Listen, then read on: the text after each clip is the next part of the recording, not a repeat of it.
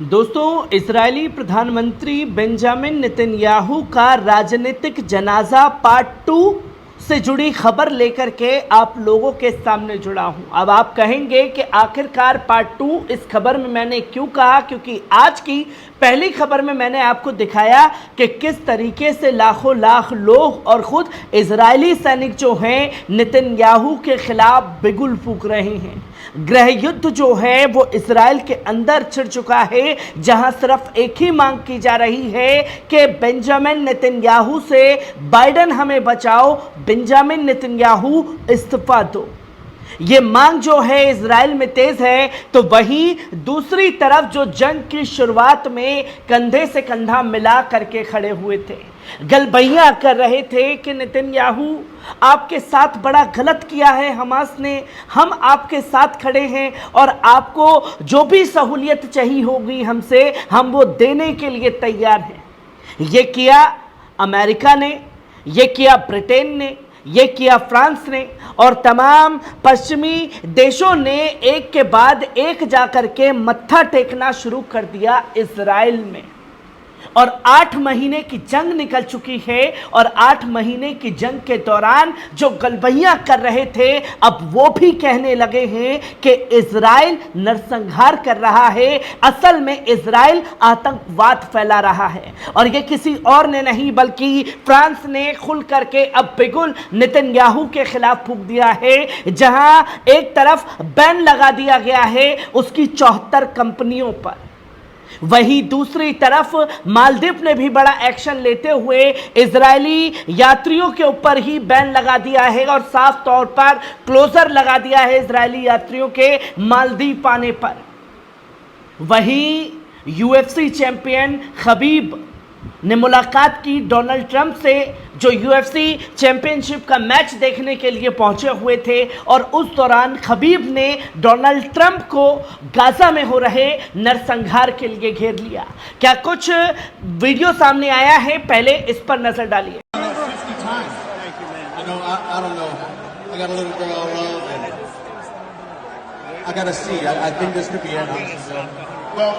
आपने देखा कि खबीब ने मुलाकात की डोनाल्ड ट्रंप से, और डोनाल्ड ट्रंप से मुलाकात के दौरान साफ तौर पर खबीब ने यह कहा कि गाजा के अंदर नरसंहार रुकवाइए और मुझे यकीन है कि ये जंग आप रुकवा सकते हैं। डोनाल्ड ट्रंप घिघी बंधाते हुए कहता है कि हाँ, मैं ये जंग रुकवा सकता हूं, मैं ये जंग रोकूंगा। नवंबर में चुनाव होंगे, उसके बाद मैं बड़ा एक्शन लूंगा, जो डोनाल्ड ट्रंप ने खबीब से कहा। और हर प्लेटफॉर्म पर देखने को मिल रहा है, चाहे आप किसी एक्टर की बात करें, चाहे आम लोगों की बात करें, चाहे खिलाड़ियों की बात करें, हर जगह फ़लस्तीन के हक में जो है आवाज़ें उठना बुलंद हो गई हैं। जहां खबीब ने डोनाल्ड ट्रंप को घेरते हुए गाजा नरसंहार के लिए अपनी बात को रखा और साफ तौर पर चेताया कि आप जा करके जंग को रुकवाइए। वहीं दूसरी तरफ आप साफ तौर पर स्क्रीन पर देख सकते हैं कि मालदीव ने खुल करके बड़ा ऐलान कर दिया है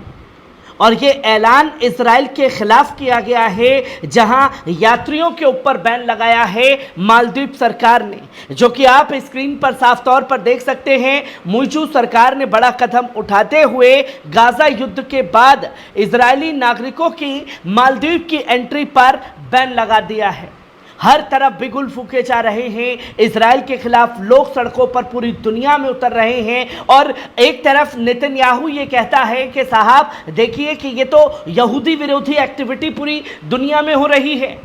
पर नेतन्याहू वहां चुप हो जाता है जब इजराइल में ही उसकी सेना, उसके लोग उसके खिलाफ सड़कों पर उतर रहे हैं। खुद यहूदी ही नेतन्याहू के खिलाफ बिगुल फूंक रहे हैं, तो पूरी दुनिया ये मान चुकी है कि यहूदी के खिलाफ पूरी दुनिया नहीं है, बल्कि नेतन्याहू के इस नरसंहार और आतंकवाद के खिलाफ पूरी दुनिया एकजुट हो चुकी है। जहां मालदीव की मुइजू सरकार ने राफा पर हमले के बाद बड़ा कदम उठाते हुए मालदीव ने देश में इजरायली नागरिकों की एंट्री पर रोक लगा दी है। सरकार ने यह फैसला गाजा पर इजरायली सेना के हमलों को लेकर मालदीव के लोगों में लगातार गुस्सा बढ़ रहा है और इसी गुस्से की तस्वीर जो है वो साफ तौर पर देखने को मिली, जहां मालदीव के गृह मंत्री अली हुसैन ने बताया कि कैबिनेट ने आज इजरायली पासपोर्ट पर मालदीव के प्रवेश पर बैन लगा दिया है। आवश्यकता कानूनी संशोधन जल्द से जल्द करने का फैसला किया जाएगा।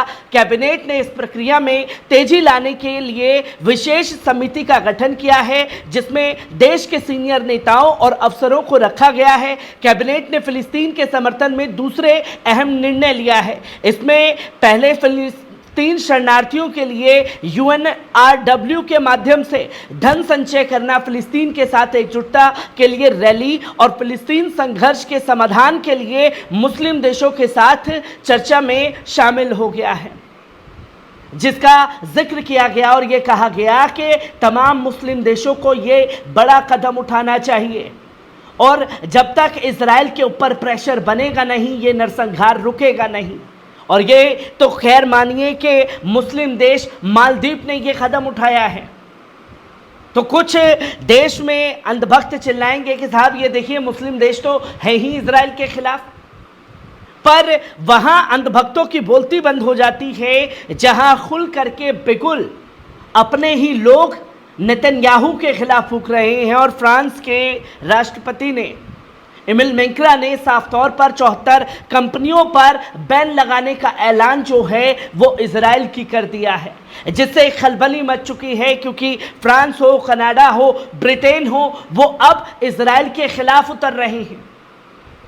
और मान रहे हैं अपनी गलती कि हमने इस नरसंहार में साथ देकर के इजराइल की बहुत बड़ी गलती की है। और ऐसा इसलिए हो रहा है क्योंकि उन्हीं की आवाम जो है अपनी ही हुकूमत के खिलाफ आंख में आंख डाल करके सवाल कर रही है और कह रही है कि नेतन्याहू जितना बड़ा दोषी है गाजा के लोगों के लिए, आप भी उसी में शामिल हैं और आप भी हत्यारे ही कहलाए जाएंगे। जब उंगली और सवाल खुद पर उठने लगे तो फ्रांस की तरफ से यह फैसला लिया गया, जहां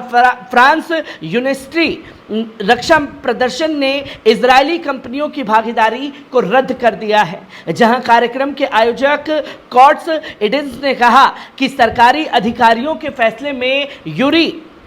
यूनिवर्सिटी 2024 प्रदर्शनी में इजराइल रक्षा उद्योग की ओर से कोई रुख नहीं होगा, इजराइल को आने नहीं दिया जाएगा। वार्षिक कार्यक्रम में 74 इजरायली कंपनियों को अपने उत्पाद का प्रदर्शन करने का मौका मिलना था, पर 74 कंपनियों पर बैन लगाने का ऐलान कर दिया। एक प्रमुख फ्रांसीसी रक्षा कंपनी के एक सूत्र ने बताया कि हम स्थिति से बहुत निराश हैं। हमारे इजरायली भागीदारों के साथ विश्वास का एक ऐतिहासिक संबंध है, ये स्वीकार नहीं है, लेकिन निर्णय फ्रांसीसी अधिकारियों द्वारा लिया गया है, जिसकी तस्वीर लोगों के सामने है। और एक बहुत बड़ा झटका वर्ल्ड लेवल पर भी इजराइल को लगातार लगना शुरू हो चुका है।